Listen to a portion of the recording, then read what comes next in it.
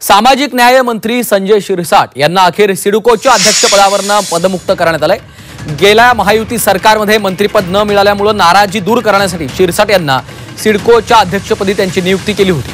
गुरुवारी शासन निर्णयामध्ये शिरसाट यांना मंत्रिपद मिळाल्यानंतर नियमानुसार सिडकोच्या अध्यक्षपदाचा कार्यभार संपुष्टात आला असल्याची माहिती देण्यात आलेली आहे। आता लवकरच सिडकोच्या नव्या अध्यक्षांची निवड केली जाणार आहे। दरम्यान मंत्री बनल्यानंतर अध्यक्षपदी राहणं योग्य नव्हतं, त्यामुळे आपण स्वतःहून मुख्यमंत्र्यांकडे अध्यक्षपदाचा राजीनामा दिल्याची प्रतिक्रिया संजय शिरसाट यांनी दिली आहे। तर आपण अध्यक्षपदी असताना अनेक चांगले निर्णय घेतलेत असा दावा देखील संजय शिरसाटांनी केला आहे।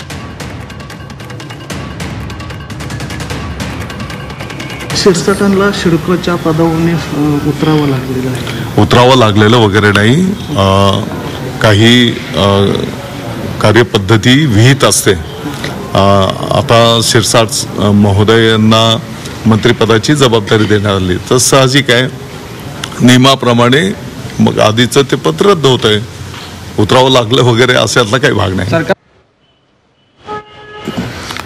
मला कल्पना होती, मी आता मंत्री झाल्यामुळे एक महामंडळाचं अध्यक्षपद ठेवणं योग्य नाही आणि म्हणून मी कालच सीएम साहेबांकडे त्याचा राजीनामा सुद्धा दिला आहे। एक जेवढा दिवस आपल्याला तो मंत्री होण्यापूर्वी जितका कालावधी मला मिळाला, मी चांगलं काम करायचा प्रयत्न केला, ऐतिहासिक निर्णय घेतलेत।